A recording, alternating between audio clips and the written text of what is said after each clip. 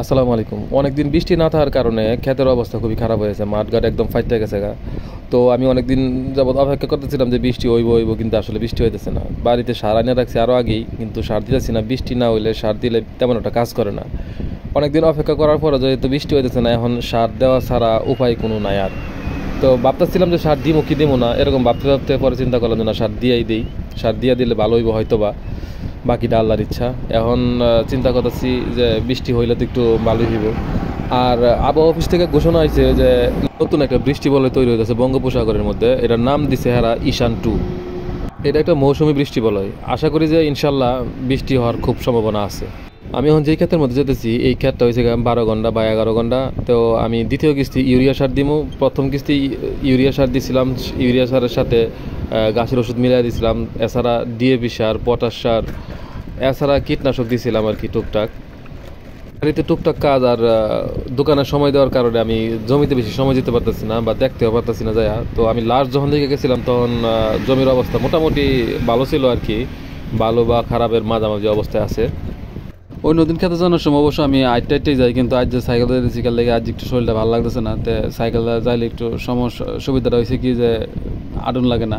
নাহলে এই ক্ষেত্রে আইটটা যাইতে যাইতে আমার কাইল লেগে পরে কাম করতাম আর ভালো লাগে না। তো আজ সাইকেল দিচ্ছি। তো যাইতে যাইতে লগে কালামের বাড়ি আছেন, কালামের বাড়ি পার হইয়া যখন এখানে আইসি একটা হুন্ডার খারাপ, কার হুন্ডার কইতে পারতাম না। সামনে দেখতেছি যে শাহাদত ভাই আইতাছে। শাহাদত ভাই লোক একটু কথাবার্তা করলাম। হেলা আমরা এলাকার মধ্যে মোটামুটি আদর্শ একটা কৃষক। আসসালামু আলাইকুম। আলহামদুলিল্লাহ, ভালো আছেন না? করে সার দিতাম, তো সার দিলে লাভ অল্প করে দেয়া লাগে। দেখি আল্লাহ যদি বৃষ্টি দেয় 2-1 দিনের ভিতরে। যাই হোক, শাহাদত ভাই খুব ভালো মনের একজন মানুষ। হেলার লাগে যখনই দেওয়া হইব কোনো না কোনো একটা পরামর্শ দিব, বা আমার কেবো তুমি এটা করো, সেটা করো, এটা করলে লাভ হইব বেশি, এটা করলে লাভ হইব কম। মানে মোট কথা হয়েছে কি, সবসময় একটা ভালো একটা পরামর্শ দেয়। কাছে জিগাইলে একটা ভালো একটা পরামর্শ পাওয়া যায়। আমি এখন যে রাস্তাটা যাইতেছি এটা হচ্ছে গুফাট, এটা আমরা গুফাট কই। তো এমেদা আগে অনেক বড় মোড়া রাস্তা আছেন। তো আগে এমেদা এই নৌকা টোকায় তো মানুষ মালামাল বহন করতেন, বিভিন্ন হাড়ে বা গঞ্জে লয়ে যেত এইখানতেই। এটা আমরা জন্মের আগে কথা, এটা আমরা শুনছি, তো আমরা জীবনে দেখছিও না। খেলে এই খাল আমরা ছোটোবেলাতেই দেখতেছি, খালি আসে শুরু হইতে হইতে হইতে হইতে শুরুই হয়ে গেছে। এখন খাল, গাঙ্গের পানি খালের ভিতরে আইয়েই না। যাই হোক, ওখানে আমার একটু বাম দিকে জান লাগবো। বাম দিকে যাইতে হলে আমার সাইকেলের আঙ্গায় লয়ে পরে এই সাইডে গিয়ে পরে উঠুন লাগবো। এন্দা মোটামুটি সিফা রাস্তা। এন্দা বারবার ট্রাক্টর নামছে, তো ট্রাক্টর নামার কারণে রাস্তাটা একদম অবস্থা খারাপ হয়ে গেছে। আর ট্রাক্টর নামা না ছাড়া তো কোনো উপায় নাই। ক্ষেত চলে শোনে লাগে তো ট্রাক্টর লাগবেই।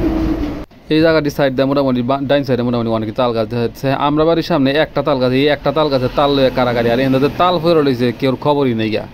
ছোটোবেলা শুনতাম কইতো যে খাজনাতে বাজনা বড়তে, তালের পিঠা খাওয়া আর এই যে খাজনাতে বাজনা বড় একই কথা। কারণ তাল যদিও 20-30 টাকা খরচ বা টুকাই আনলাম, কিন্তু তালের পিঠা খাইতে গেলে যে খরচ এত তালের পিঠা না খাওয়াই ভালো না। অবশ্য তালের পিঠা খাওয়ার দরকার আছে মাঝে মাঝে, কারণ সিজনের সময় যদি তালের পিঠা না খাইন পরে তালের পিঠা তাল পাওয়া যেত না, পিঠাও খাওয়া যেত না।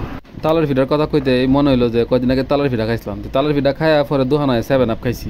7 আপ খাইয়া মনে হইলো যে গলাটা তিতা নামতেছে।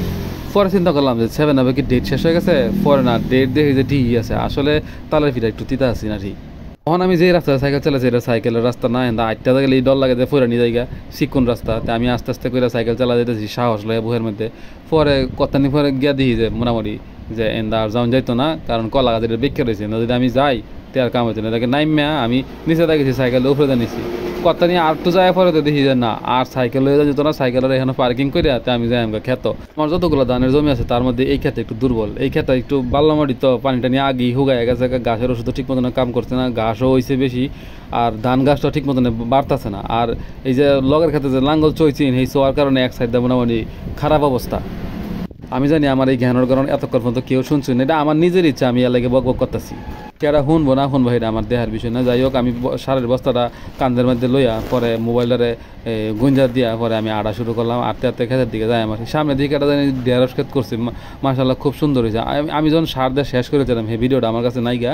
সার দিয়ে যখন শেষ করেছিলাম তখন দিয়ে বসির আইছে, যে বসির খুঁজতে খুঁজতে আমার আয় বসছে। কারণ বসির একটু দহার আছেন, দোহানো আইসিন।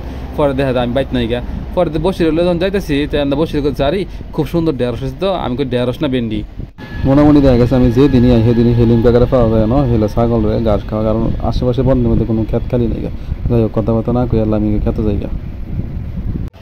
সার দেওয়া শেষ করে পরে বুঝতে পারলাম যে ধান ক্ষেতের মধ্যে মোটামুটি বালাই আগাছা আগাছা হয়েছে। তো আগাছা হয়েছে যেহেতু এটার ওষুধের ব্যবস্থা করুন লাগবে, তো আমি বাইক গিয়ে পরে কৃষি অফিসারের কাছে পোস্ট করলাম যে এটার কী সমাধান, কী ওষুধ দিলে আমার গাছও মরবো কিন্তু ধান গাছের কোনো ক্ষতি হবে না। এখন ধৈর্য সহকারে যদি কেউ ভিডিও দেখে থাকেন তাহলে ধন্যবাদ, আমার জন্য দোয়া করবেন, সবাই ভালো থাকুন, আল্লাহ হাফেজ।